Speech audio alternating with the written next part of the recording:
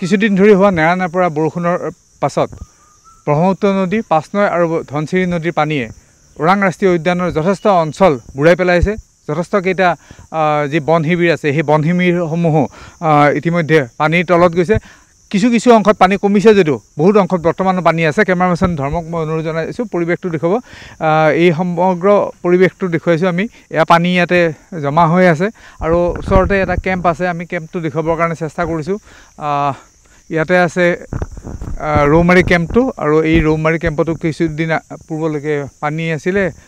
আজি যথেষ্ট পানী কমিছে ইয়াতে, কিন্তু ইতিমধ্যে আমি দেখুৱাইছোঁ যে যিসমূহ পথ আছিল, পথত সৰু সৰু কিছু কালভাৰ্ট আছিলে, সেই কালভাৰ্টসমূহ ইতিমধ্যে বানপানীয়ে এই ধৰণে খহাই লৈ গৈছে, যাৰ ফলত যাতায়াত ব্যৱস্থা যথেষ্ট অসুবিধা হৈছে। যিহেতুকে ওৰাং ৰাষ্ট্ৰীয় উদ্যানত এশিঙীয়া গড় আৰু ঢেকীয়াপতীয়া বাঘৰ বাবে বিখ্যাত, গতিকে এইখন ৰাষ্ট্ৰীয় উদ্যানত পঢ়াৰ ক্ষেত্ৰত যথেষ্ট অসুবিধা হয় আৰু তেনে এক ক্ষেত্ৰত তেওঁলোকে অসুবিধা পাইছে। এই ধৰণৰ যিসমূহ ভাঙি লৈ গৈছে এইসমূহ মেৰামতি কৰাৰ কিছু আকৌ সময় লাগিব আৰু তাৰ পাছতে বাহনেৰে অহা যোৱা কৰিব পাৰিব। মোৰ লগত উপস্থিত আছে ওৰাং ৰাষ্ট্ৰীয় উদ্যানৰ ৰেঞ্জাৰগৰাকী। আমি তেওঁৰ পৰা জানিব বিচাৰিম যে ইতিমধ্যে যথেষ্ট বানপানী হৈছে আৰু বহুতকেইটা কেম্প পানীৰ তলত আছে। কিমান পানীৰ তলত আছে, কিমানটা কেম্প আছে, আপোনালোকৰ পহৰা কেনেকৈ চলিছে? আমাৰ কেম্প টোটেলি 40টা আছে। 40 এতিয়ালৈকে 13-14টামান পানীত পৰিছে। কিছুমান জেগাত 4 ফুট, কিছুমান 3 ফুট এনেকৈ হৈ আছে। আৰু এইবাৰ যোৱাবাৰ য'ত গুচি গ'ল আমাৰ বৰষুণ আৰু বতাহ দিলে, তাত আমাৰ কিছু ক্ষতি হৈছে। আমাৰ নাওবোৰ ডুবি গৈছে আৰু আমাৰ কেম্পবিলাকো অলপ আপোনাৰ ছটবিলাকো বেয়া হৈ গৈছে। আৰু এটা কথা, যিহেতুকে বাৰিষাৰ সময়, ওৰাং ৰাষ্ট্ৰীয় উদ্যানত এশিঙীয়া গড় আছে, বাঘ আছে, ৰক্ষণাবেক্ষণৰ কাৰণে কি ধৰণৰ ব্যৱস্থা আপোনালোকে লৈছে? আমাৰ কাণ্ট্ৰি বোৰ্ড 35টা আছে আৰু আমাৰ মেকানাইজ বোৰ্ড 11টা আছে।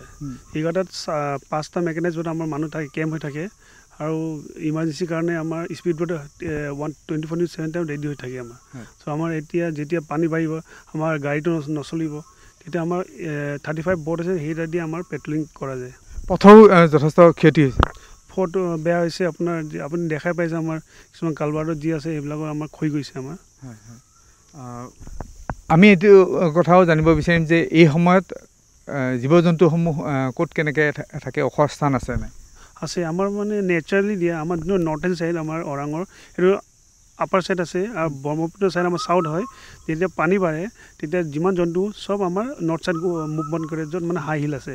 সেইকাৰণে আমাৰ নেচাৰেলি আমাৰ দিয়া গৈছে মানে গিফ্টেড আৰু য'ত মানে ইহঁতৰ বাস কৰিব পাৰিব। চোৰাং চিকাৰীৰ পৰা কিবা? চোৰাং চিকাৰী এতিয়ালৈকে আমি আমাৰ ডিউটি ভাল কৰি আছোঁ, মানে চোৰাং চিকাৰী আহিব পৰা নাই ইয়ালৈকে।